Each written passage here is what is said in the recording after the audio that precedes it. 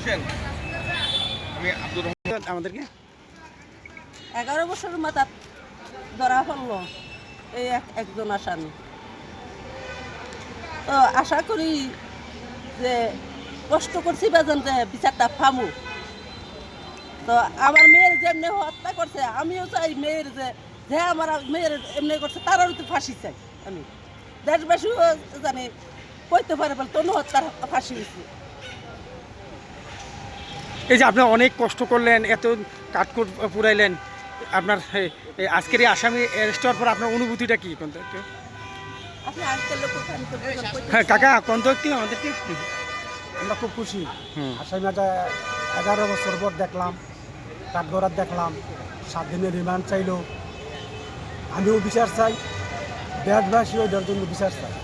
এবং যে যেগুলো জায়গায় যাই দেশবাসী গেলে আমার জিজ্ঞাসা করি বিচারটা কে হইলো, বিচারটা কে হইলো। আমি কিন্তু বলতে পারি না, এখন বলতে পারবো যে আসামি ধরা পড়ছে।